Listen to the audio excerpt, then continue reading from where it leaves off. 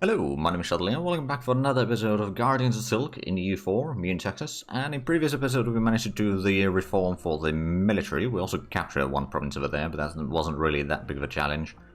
But let's just get back into it really. So our manpower pool is still kind of diminishing right now, mostly because the loyalty of the nobility is still rather low. And there's not that much I can do about it, is the problem. But at least the nobility's power has dropped below 75%, although now it's actually probably going to be going back to 75%, come to think of it. Right, so the enlistment over here, so we might have to... Yeah, we kind of do need to get that one. But for that we need to get another idea group first and complete that. It's probably going to be the standing army ideas. But once we have that, that's going to allow us to get a lot more manpower, especially from the non-elite classes. And then of course the professionalism is going to start going... Ooh, actually, how much is the professionalism now? It's only 20.83. I thought it would be higher. Oh dear, we lost the leader. Rommel has left us. And he was in charge of the army over here. Well, let's get another Kathmandu. And ooh, 1260. So not really that great, but man is he quick. And there we go, +1 stability. So yeah, we could do an... Oh, Hungary has made a rival, alright. We could do a war against Grey Horde. But I'm not entirely sure if I want to do that quite yet. Would be a possibility, mind you, but not necessarily the best possibility. I mean, Samarkand would be nice, so we could get some trade power in here, quite frankly, which we could then divert towards our own trade down here. We'd be getting a lot of money down that way, actually. Yeah, it's not the worst idea. Plus, there's a gold province there. And silver over there. Also, we could reduce the idea cost, but I think first things first, let's get the next admin tech. And then we can get the idea cost reduction, and then we'll get the new idea group unlocked. And then that one we can work through fairly quickly, I would say.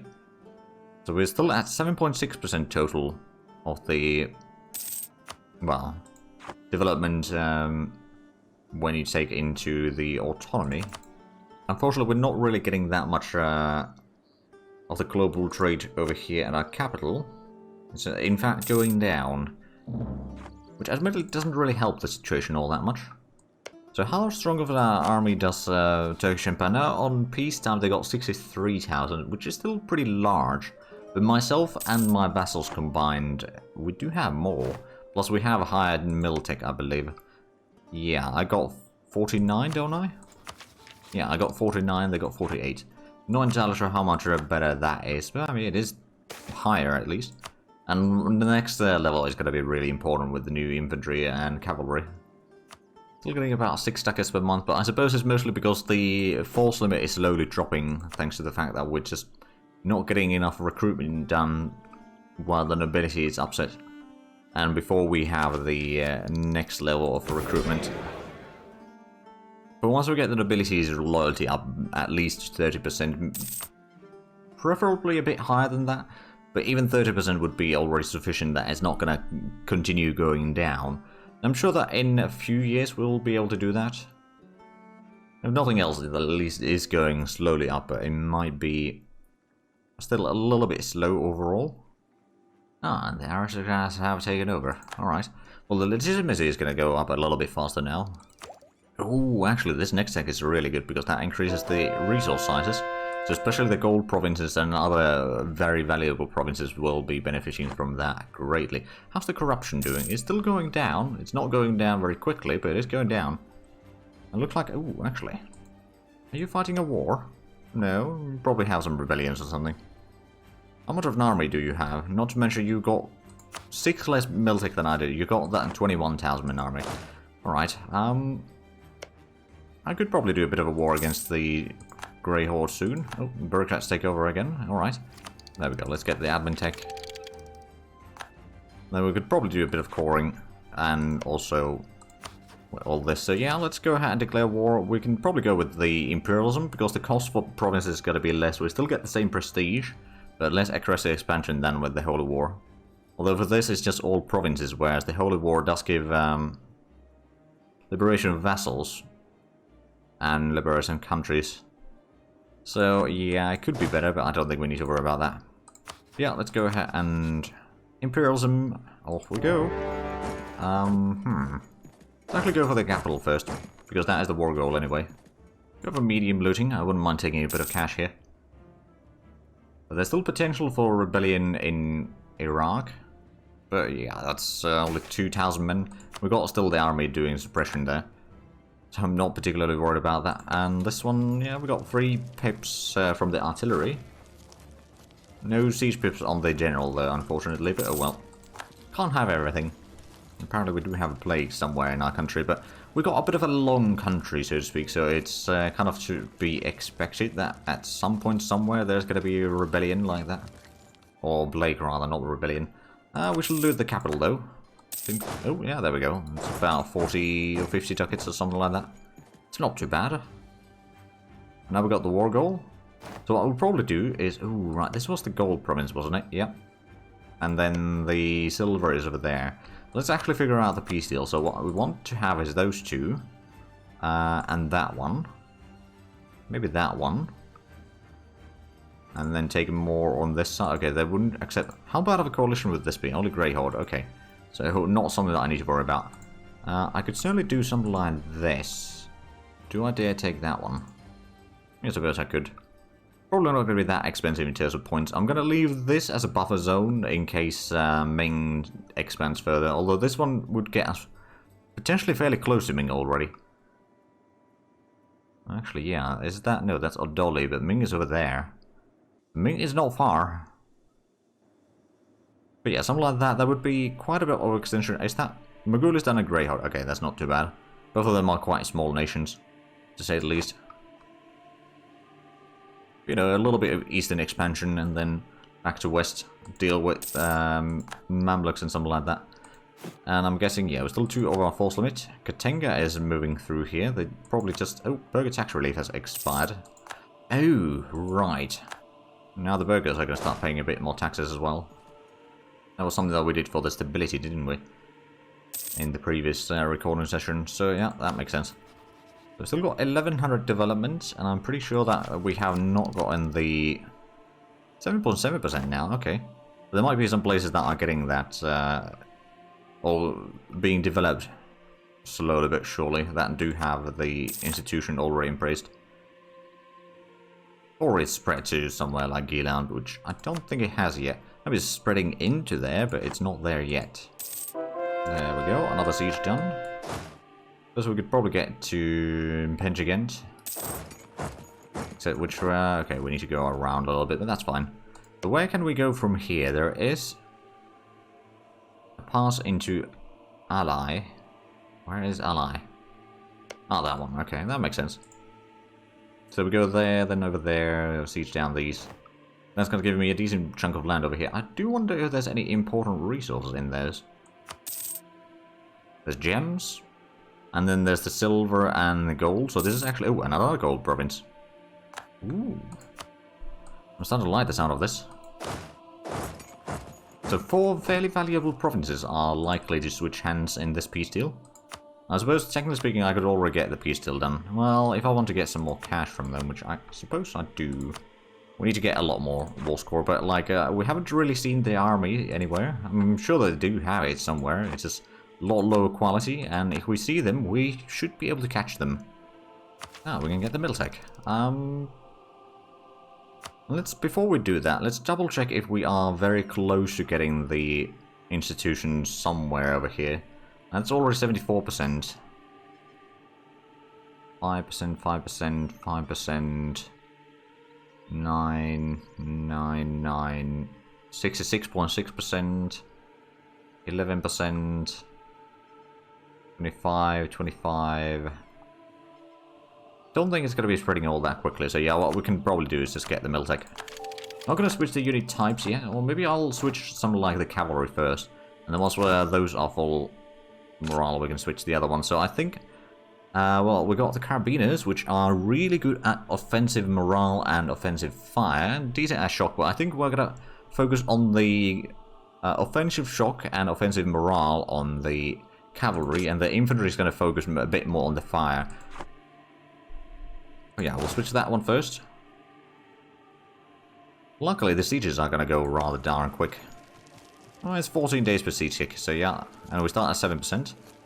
Okay, we didn't get lucky on that one at least, but perhaps the next one. Now, admittedly, we are losing a little bit manpower in this, due to the fact that we're not really recruiting more, and we're losing some to the attrition, but, like, I think, for the provinces that we're getting, it's not really that big of a price. Oh, looks like the architects took over. We did actually gain a little bit of manpower there, which is quite nice.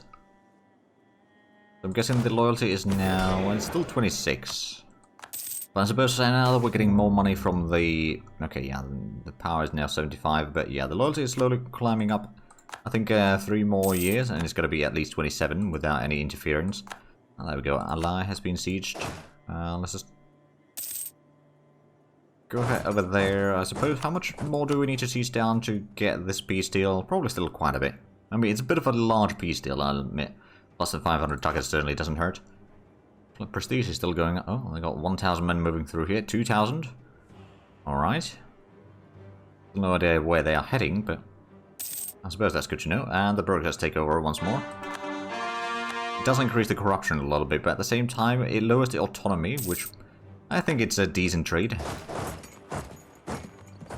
Although I suppose the higher corruption increases the autonomy a little bit, doesn't it? If not directly, then indirectly. Oh, there is room for foresters in here. Do we have hunting in there? No, we don't. Let's just double check over here. So we've got foresters in there. Do we have... We do have game in there. Alright. So we'll just go ahead and open up the hunting over there. Also, I think Odisha could certainly get a little bit... Well, although, actually, before we do that, the fuel price is really low, so maybe focusing down on the forestries is not such a great idea. I mean, to be fair, the hunting can be okay. It gives a lot of exotics, if I remember correctly.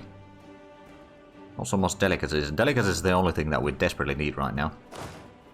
Right, but let's get back to the war here. Still no idea where the army is.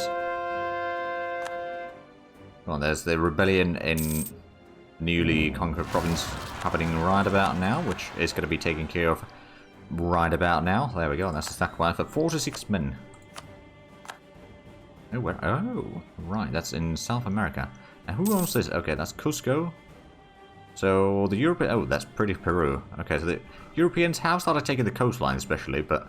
Oh, and that's British Columbia, alright. Okay, so how close are we getting this peace deal? Still pretty far away. I mean, I suppose we could always just reduce the money a little bit. Okay, 260 ducats. Well, I think I'll take that. No need to worry about it too much, you know. Coring everything is going to cost quite a bit, though. We've got a few of them started. 2 of the bigger ones. I guess, I mean, we'll probably put in some of the smaller ones as well. And this one I'm going to pull back to Termez. We might want to build some fortifications over here, especially somewhere like this. That's mountains. Yeah, I think castle over here is going to be really good. Although it's going to take a while to build, but still. I'm going to get a bastion, maybe. It gives us a little bit of fortification there. It's not necessarily the best, but it's good enough, I'd say. It should be quite valuable. Not to mention, how much do we have trade power in here now? We got about a third. 28%, okay. Although that might not be... No, I think... Yeah, 28%, alright. Oh, we're no longer supporting independent system. Alright. I mean... Well, they probably didn't like me conquering all that much. But, you know, such is life. Right, and actually at this point, let's go ahead and replace the infantry as well. So I'm thinking of going for the line infantry because it's got really good offensive fire and decent defensive morale. So you can sort of stay in the combat a bit longer. The shock is not that great, admittedly, but that's why we have the cavalry for. So yeah, line infantry, let's go. Oh right, that one's the one building the bastion, so we can't core that one. Good to know. We got +1 stability at least, which is definitely... Oh wow, yeah, we got almost 100 development from that peace deal. Well, maybe not fully from just that peace deal, but you know, surround the peace deal and all that. Put in some rebels repression in here, shall we? Oh, I didn't take the silver province there. Well, I did get at least 2 gold provinces, so I suppose that's fine. That's going to keep some of the rebellions in check. That Sunni zealots might be a little bit rough. I mean, it's going to be 16,000 possibly. Oh, the noble marriage and influential bureaucrats have expired. Alright. That's actually something I... Nice. All at the same time. We could do the noble marriage before the taxes, though. Does mean that the power is going to start going up a little bit more. But at the same time, not really that bad. Plus it's going to get the loyalty up a little bit further. That's going to get us to 34, which means the taxes are going to be slightly better. How much better? I'm not entirely sure, but I'm hoping that it's at least going to have some sort of effect. And the factions just keep flip-flopping there.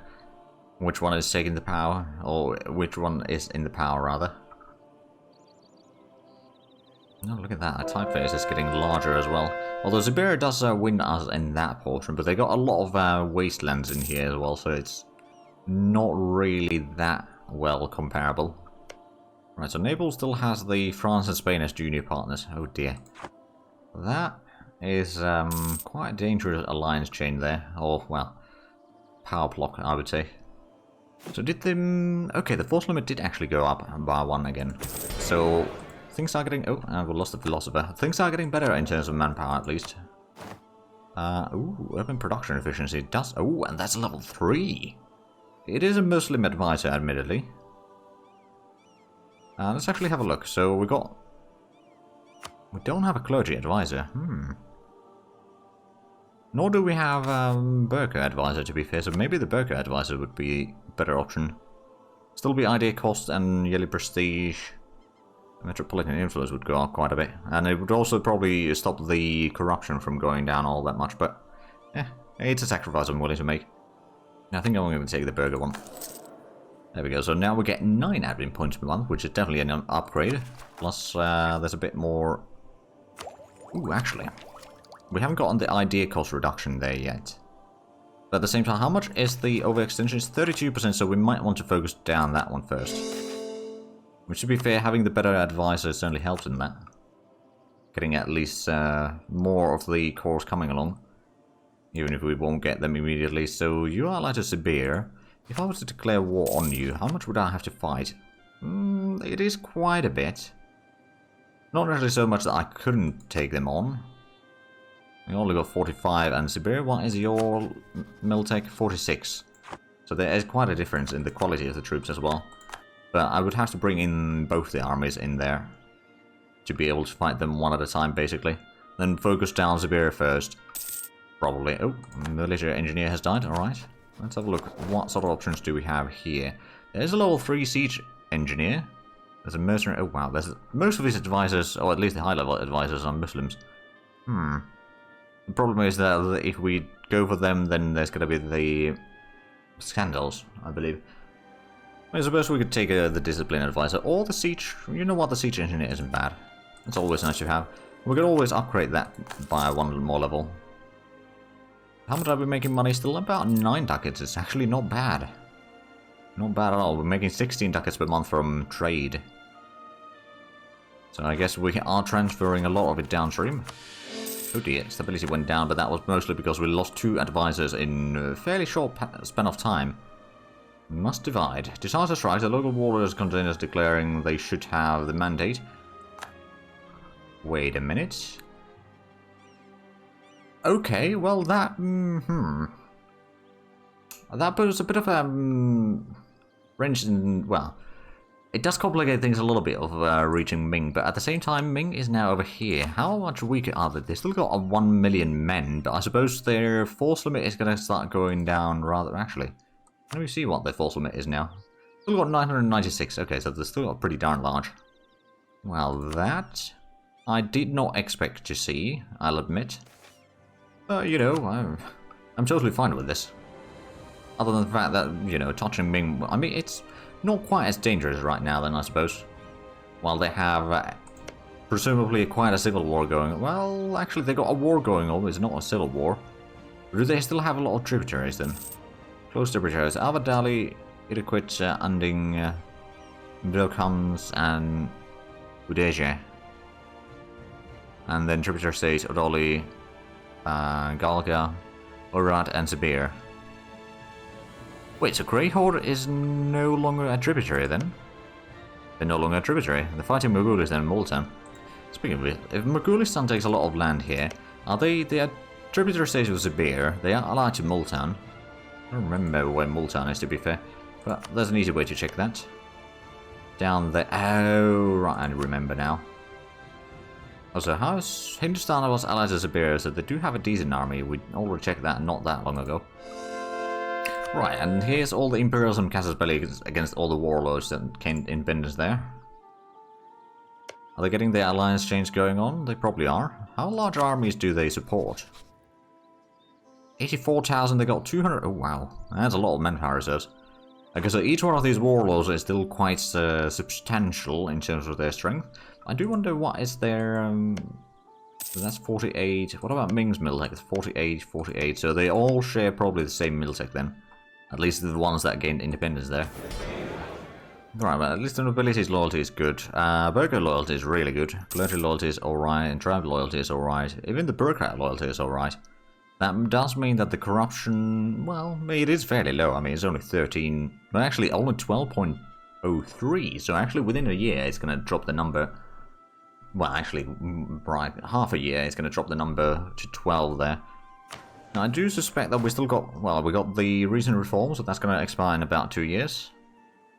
And societal instability and a few other things. What I'm hoping for is that we can eventually start increasing the loyalty of the nobility even higher. And then maybe get rid of the sophisticated emissaries, because that's going to relieve or unlock another diplomat for us. Admittedly, the diplo reputation goes down and improved relations modifier goes down. But also, that's a quarter point of corruption per year that we can remove. But I believe we need to have at least 40 loyalty to be able to do this. And even after that, it's going to be like... It's probably better to wait until we get to like 60 loyalty. Then do that, and then we can increase the loyalty back to at least 30. Without too much issues, hopefully. So that's probably going to be our sort of next target over there. Now, of course, increasing taxes that nobility pays as well would be quite nice, but that is also going to be a rather expensive reform to do. Alright, so we are back to 38,000 manpower, so I'm pretty sure that we are... Yeah, we're force limit again. So that's good. Or rather, force limit has met up with our troop numbers once again.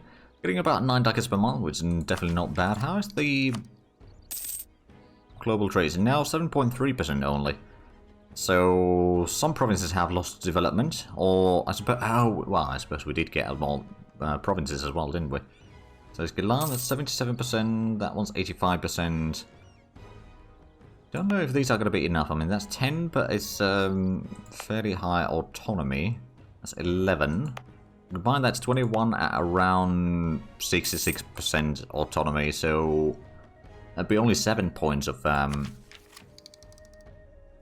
development for this. Now, would 7 points be sufficient? Probably not. It's going to be like 2%, so it's going to be lacking like just the tiniest bit. Oh, we can get the Diplotech. Sure. Settler Grove and Naval Force Mate. We don't really need either one of those, to be fair, but getting the Diplotech up is not a bad thing. Let's get some more coring going on. Right, so how is Ming doing? Is there... Oh, rather, how's China doing now? They haven't started fighting yet. Oh, wait, no, Ning is fighting someone. Fighting Shao. You've only got 40,000. Oh. And Austria is the Emperor again.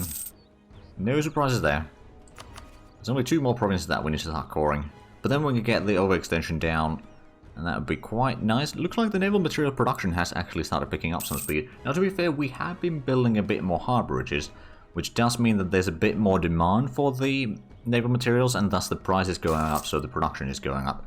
Well, partially it's probably that, but there's probably a few other things that have an impact there. So we've got investments again. Let's see. Oh, wow, that is 29 ducats for industry, 52 ducats for farmlands. That is quite an investment into our capital, that's for sure. So I have a suspicion that the development over here is going to jump quite a bit again. There's 53 right now, and after the taxes, I reckon it's probably going to be at least 54, maybe even 55. 50-60 if we get lucky. But yeah, that's not bad. Not bad at all. And there we go. Corruption is below 12 now. It's not going down particularly quick anymore. But of course, if we could reduce the sophisticated emissaries from there, then that would already make a decent dent in that once more. Right, so the development did not rise yet, but it usually happens a little bit later in the year, I think. Like in late February. Or maybe not, I don't remember. But yeah, no, it may not have had quite the impact on the development that I was hoping for. But you know, it was still a lot of investment in there. It's not the worst thing. By far. We do get about 10 ducats per month right now, so we are definitely piling up a lot of cash. Yeah, it's still 53. Alright. What are we building there? Amenities, alright. But with that, we are actually out of time for this episode. So if you enjoyed this, please like, subscribe if you haven't already. Also check out the links down below in the description. But other than that, thank you very much for watching. Until next time, bye bye.